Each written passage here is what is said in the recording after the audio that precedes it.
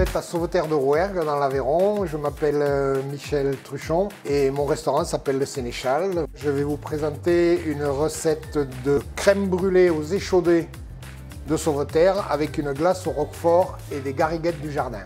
On va commencer par préparer la glace au roquefort. Mélanger 125 g de lait entier et 125 g de crème. 3 jaunes d'œufs, le sucre, quelques grains de poivre concassés et le roquefort émietté. On va mélanger tout ça et on va le mettre dans une turbine pour faire la glace. On va clarifier les jaunes d'œufs d'abord, dans un premier temps.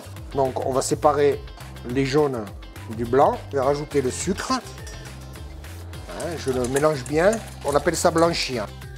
Maintenant, je vais prendre une casserole, je vais mettre mes 125 g de lait, mes 125 g de crème, je vais y ajouter un tout petit peu de feuilles de laurier, quelques grains de poivre que je vais écraser pour lui donner un petit goût.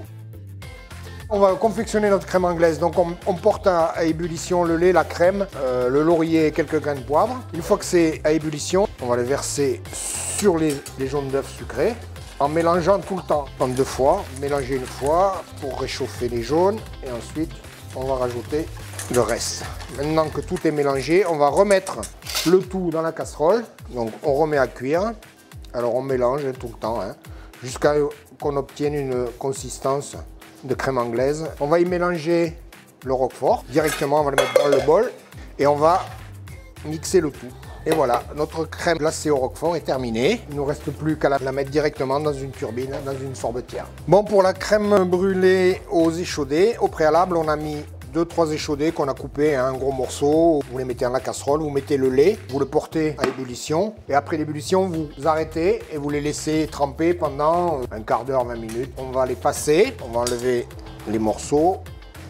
Ensuite, ce lait qui a donc pris le goût des échaudés, on va le mettre dans un bol.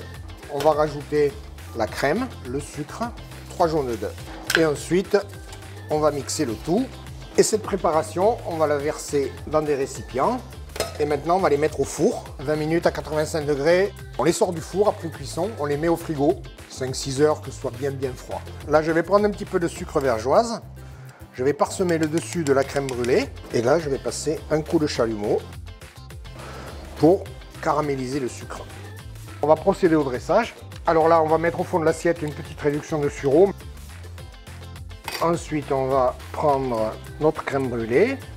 On va mettre une jolie feuille de menthe, quelques fraises qu'on va couper, quelques fleurs pour la couleur. Et maintenant, on va dresser la glace.